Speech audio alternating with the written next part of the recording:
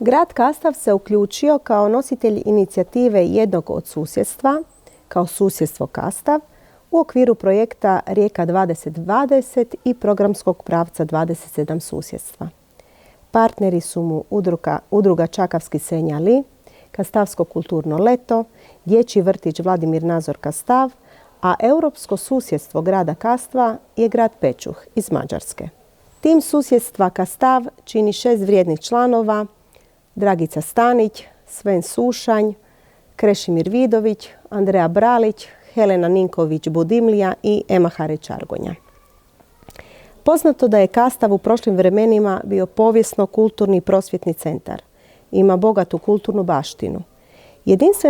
Jedinstvenost našeg susjedstva je težnja i zalaganje zajednice na očuvanju jezika koji je kulturno dobro i identitet žitelja Kastva, a koji brzo iščezava. Ta je čakavština koja je samo dijelom brojnih čakavskih govora. U ovo doba migracija i doseljavanja na ovom području izvornom kastavskom čakavštinom govori starije domicilno stanovništvo, kojih je sve manje.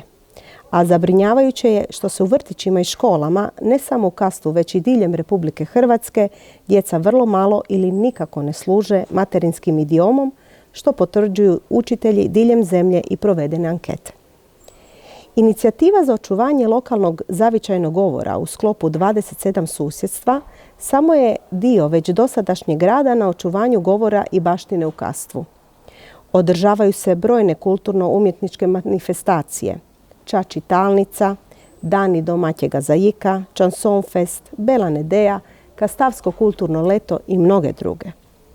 Tijekom 2018., 2019. i 2020. godine članovi tima susjedstva Kastav odlazili su na susrete s drugim susjedstvima, razmjenjivali su iskustva i uključivali se u ostvarenje raznih programa.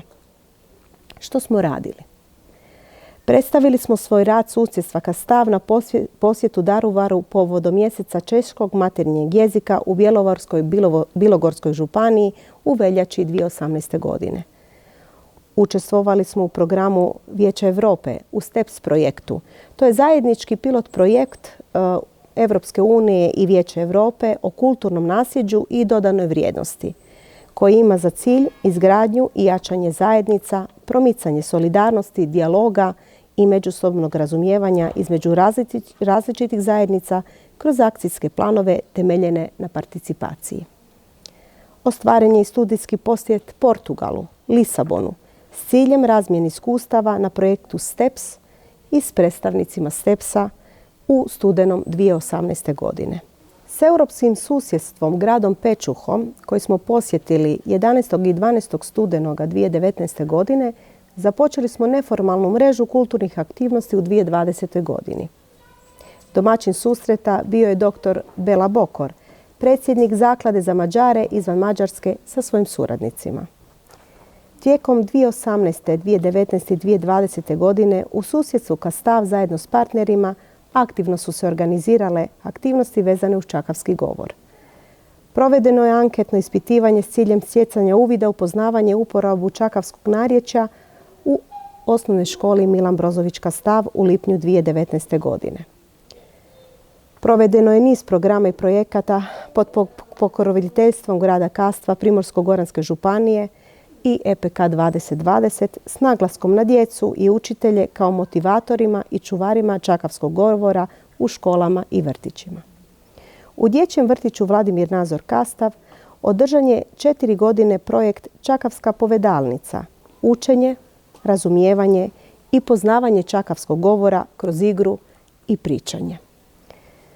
U radu s djecom ilustrirana je i objavljena zavičajna slikovnica Zgubljena pupica, po legendi o Crekvini, te prezentacija slikovnice održana u sklopu programa Bolje vas našli, koji se održao u lipnju 2018. godine. Upravo u sklopu programa Bolje vas našli i učenici naše škole ilustrirali su upitne čakavske riječi ča, ki i zač koje su vodile sudionike programa po našoj ulici Vjekoslava Spinčića do središnjeg događanja. Izdan je i dječji višejezični kalendar za 2019. godinu, a nastaje u suradnji s engleskom, talijanskom i čakavskom skupinom Dječjeg vrtića Vladimir Nazor Kastav. Održane su radionice za djecu s ciljem upoznavanja čakavskog jezika, užanci za vazan, te upoznavanje krajolika, griže i gromače u programu dnevnog boravka susjedstva Kastav u Idičinoj Petnjici i u okolici Kastva. Ostvaren je i međugeneracijski i multikulturalni petogodišnji projekt Ča čitalnica. To je natjecanje u interpretativnom čitanju čakavskih proznih tekstova s ciljem čitanja, a i pisanje tekstova na čakavštini. Na natjecanje se prijašnjih godina prijavljivalo oko 90 natjecatelja, najviše djece, škola, udruga i odraslih pojedinaca. Djecu pripremaju mnogi mentori raznih škola Primorsko-goranske županije. Prikaz rada Ča čitalnice možete vidjeti na mrežnoj stranici Ča čitalnice. Održali smo stručni skup Čakavski jezik u 21. stoljeću, izazovi i potencijali, namijenjen učiteljima razredne nastave, učiteljima hrvatskog jezika u osnovnim i srednjim školama, knjižničarima, ali i drugima koji su zainteresirani za ovu tematiku, i održan je s ciljem većeg pridavanja važnosti u obradi narječja u školama. U dnevnom boravku susjedstva Kastav pod nazivom Isto, a opet drugačije, održali su se pogovori udruženja za odrasle sudionike iz svih susjedstva. Od planiranih 6 aktivnosti zbog pandemije covida održali su se susreti samo 2 aktivnosti s temom Pust i s temom Vavrte. Međusobno upoznavanje i povedanje iznjedrilo je iznimno bogatstvo sa zajedničkim korijenom, govorom i obilježavanjima, no ipak se u tome razlikujemo. O bogatstvu čuvanja tradicije u svojim krajevima prenijeli su predstavnici susjedstva Novi Vinodolski, Matulji, Žejane, Škrapna, Pehlin, Opatija, Lovran, Drenova, Praputnjak, Krasica i Kastav. Prijenos znanja o pojedinim užancama i već skoro zaboravljenim pojedinostima tih užanci na zadane teme zabilježen je audio-video zapisom koji će biti osnova za procese očuvanja čakavskog jezika i običaje našeg kraja, odgojno-obrazovnog procesa i mogućih znanstvenih radova i istraživanja. Nadamo se svakako nastavku ostvarenja planiranog.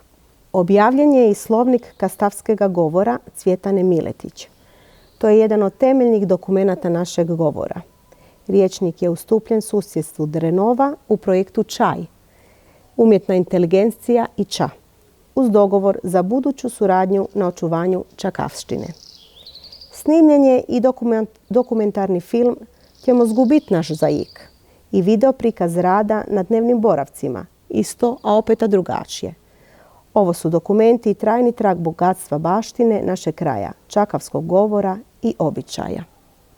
Svjesni da se poduzimaju razne manifestacije, programi, projekti lokalnog i nacionalnog karaktera, no postižu li se i time zacrtani ciljevi na trajnom očuvanju vrijednosti hrvatskih narječja, dijalekata i mjesnih govora. Ističući da je jezik ugrožen kad ga djeca prestaju učiti, umjesto planirane međunarodne konferencije, tim susjedstva Kastav pokrenuje inicijativu s pozivom na zajedništvo očuvanju hrvatskih dijalekata i zavičajnih govora. Mnogi su nam odaslali podrške ističući u obrazloženjima potrebu uvrštavanja dijalekata i zavičajnog govora Republike Hrvatske kao izborni predmet u osnovnim i srednjim školama.